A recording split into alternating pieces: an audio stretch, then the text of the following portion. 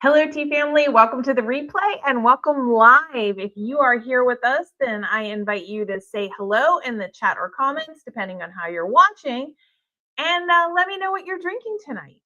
Now, did you know that in the 1800s, the Irish government actually considered banning tea because they thought it would make women lazy and frivolous? I guess the joke's on them because now the Irish drink more tea than almost anyone on earth. That's right. Not more than, but almost everyone. And so we are going to be talking about today Irish Sunrise, which is our blend of our morning Irish breakfast blend and has a little bit of cinnamon. So it's malty, it's got kind of that black tea spice, and the cinnamon will help smooth it out a little bit while still giving you the most caffeine, second only to our morning Irish. If you're a coffee lover, this might be the tea that's going to have enough caffeine to help switch you over to being a tea lover. And I see our handy dandy assistant is here, and he'll be helping me with the comments today. He's drinking lemonade. I'll be making some tea in just a moment, but I wanted to start with that. Now, were you surprised that the country of Ireland almost banned tea because it was thought to make ladies lazy and frivolous? I thought that was really interesting, and I had not realized that myself before. So, like I said, today we're talking about Irish Sunrise. This blend is available in March only. Let me show you what it looks like really close. There we go. It is only available in March unless you're a VIP. Now, what does it mean to be a VIP? Whoops, there we go. And what it means is you have signed up to receive, I don't know, I might send out 8 newsletters a year, maybe 10. If I really got my act together, it would probably be 12 a year. But you get early access to teas. For instance, Harmony is coming out next month in April. Our VIPs will get early access, usually a week to 2 weeks early. They can go ahead and order that tea blend. They also get special teas that are only available to them. And that is another benefit. So that is it. This is the only month, if you're not part of our VIP, then this is the only month that you can get our Irish Sunrise. And I see Diane is having some hot Highland on. That's actually what I was drinking earlier today, but I'm going to switch over and have some Irish Sunrise. Well, maybe it's a second cup. Well, actually, it's a third cup of Irish Sunrise this afternoon.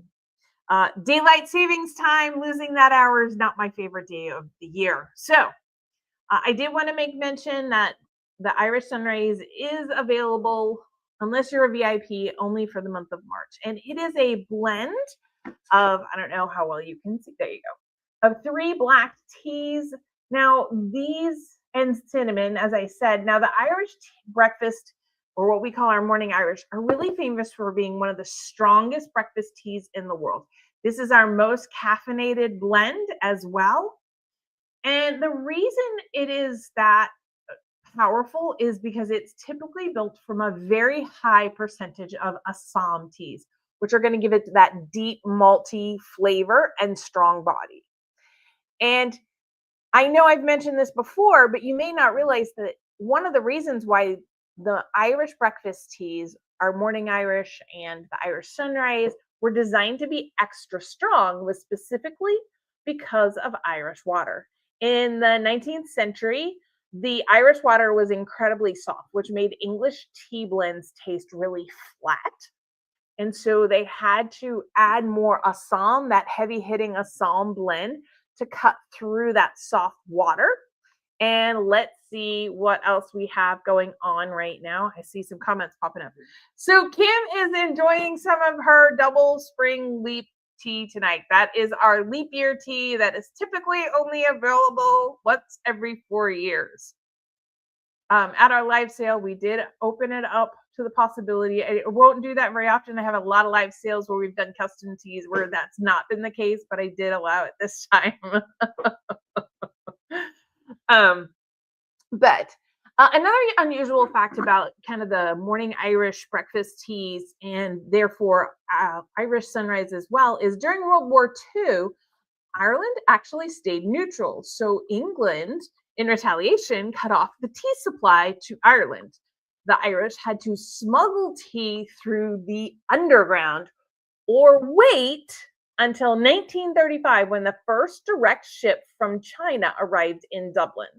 They literally risked international incidents for a cup of tea. I would understand. I would might do that myself despite being the ultimate rule follower because tea is just so delicious. So, why did we add cinnamon to an Irish breakfast? Well, cinnamon is a great uh, spice. It adds some health benefits. Okay. Sorry, got distracted by comments. Okay. So cinnamon is okay. If you went on Google, Google might call cinnamon a biohack. It helps regulate blood sugar. It is great if you're having especially a heavy breakfast. It is naturally thermogenic, meaning it slightly will raise your body temperature and kind of helps kick your metabolism in gear. And that is one of the reasons why it is such a great morning blend. And we called it Irish sunrise because we loved having that little peak of darkness and then a little hint of the golden cinnamon, almost like the very first rays coming up and before the blue hour for the beginning of the sunrise. So that's where we came. And that's what we came. So fun fact. Okay, I know I did the first one about that Ireland almost banned this kind of a tea, but another fun fact is that the Irish did not historically grow tea, but they did fall in love with it so much, obviously, if they wanted to try and get around the embargo, that today Ireland is consistently one of the top tea drinking countries in the world per person, even more so than Great Britain or England itself. So we're going to go ahead and we're going to brew some of this tea. Now, I will warn you right now, this is my third brew. Again, I told you daylight savings in the spring is a tough moment for me. I did bring boiling water, or my handy dandy assistant brought it downstairs for me. If he could give us 5 minutes on the clock, this is the third brew, so it's going to have the least amount of caffeine, but that's because I consumed all the caffeine earlier today. Now, you always want to use fresh boiling water. And again, 3 minutes for the first brew, 4 minutes for the second brew, 5 minutes for the third brew. Sometimes I will give it 6 minutes if I really want to have a little extra. Other than that, I will pull it because we don't want the tannins to make it too bitter. The cinnamon is really going to add some softness and stand up well to the maltiness and not have it be quite so overpowering. So something that most people don't realize is cinnamon doesn't just add flavor, it actually enhances the sweetness perception, meaning that your brain thinks things are sweeter. So you don't necessarily need to add as much sugar. And that is why it will kind of soften the robust nature of the black teas. And that is one of the great things about morning Irish is you have that little bit of cinnamon to smooth out the flavor, and it tricks your brain into thinking that it's a little sweeter without having to add the extra sugar for those of us who don't like to consume a lot of sugar. So what are we going to pair this Irish sunrise? And I'm going to show it again. Just you can see just little bits of the cinnamon that has been pounded by my husband. So what would we pair this with? Well, obviously, I'm going to say an apple butter toast or an apple pie. The malty black tea is going to cut the sugar. The cinnamon in the tea is going to kind of talk to the cinnamon. It's in the apples and really bring up a lot of wonderful flavors. And that is a great way to have it. Now, something else to consider if you're one of those people that likes to start their day with oatmeal with some maple syrup. I wouldn't be adding traditional sugars to this. So if I'm adding sugar to something, I'm typically adding an organic cane sugar, as natural as I can get it.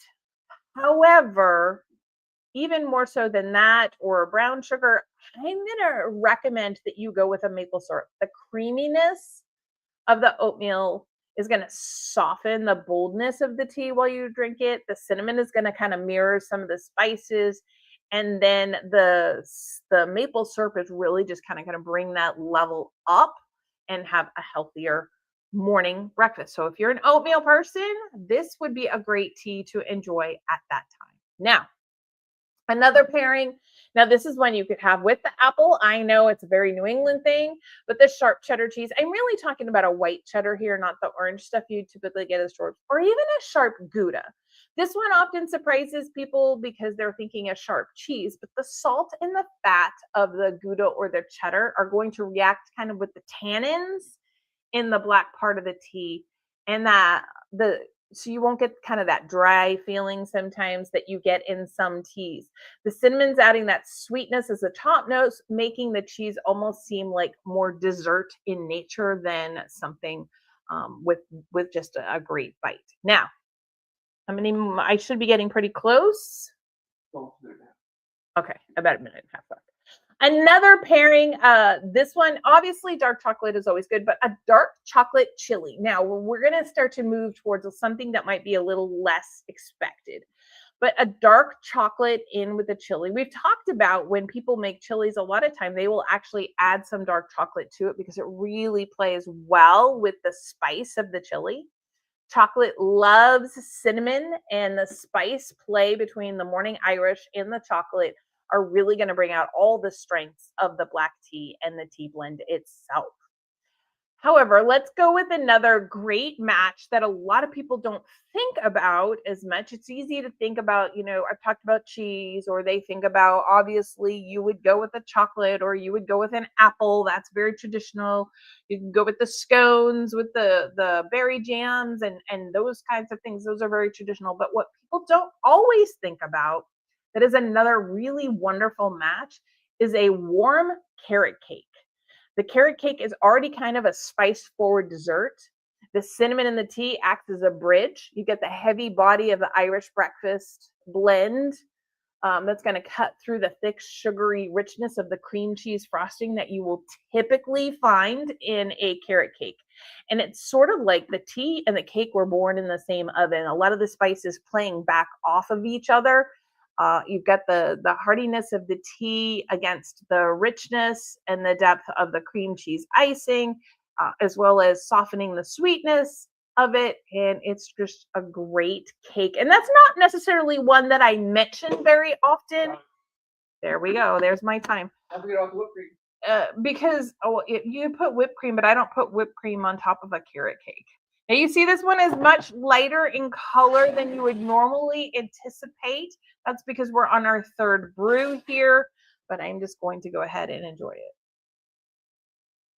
it. Okay, so that is one, and it's a dessert I don't talk about very frequently, but a carrot cake and an Irish sunrise tea, perfect to put together. Another savory match that would be great would be like a smoked salmon on a rye bagel or on a rye sandwich. This is a very classic high tea upgrade if you're having a tea party. You have the smokiness of the fish, and with that, you're going to need a tea that can stand up to it. Now, an Irish sunrise or a morning Irish breakfast tea is going to be really famous for its maltiness. Again, to overcome the softness of that water. That's going to bring out and complement the earthy, dark grain of the rye bread amazingly well. I have to be careful. I did spill some water at a dinner last night, so I want to be careful not to spill my tea. So if you wanted to do kind of a lox and leaf combo with a bagel in the morning, this would be one of the teas that I would highly recommend, or our traditional morning Irish. Perfect combination for that lox and leaf combo. Now, I talked about chocolate. I talked especially dark chocolate because of the neutralized flavors and different things like that. Let's see. Another thing I didn't note is when you have chocolate, it's often good to have like a pinch of salt, and that is because the salt and cinnamon will make a dessert type feel in your mouth. Now, let's talk about another wild card a little bit here and consider using Irish Sunrise or Morning Irish with a charcuterie board. The spicy chorizo or a pepperoni. Those are kind of the spicier meats. Now, whether you're having that at charcuterie or you're having a gumbo or you're having a pepperoni pizza slice, anytime you have kind of those spicier meats, especially those of a pork nature, this is a tea that you're definitely going to want to use.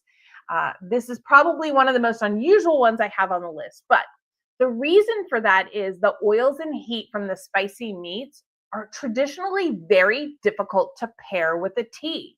They have to have something that's robust enough to stand up to it, soften it without overwhelming it.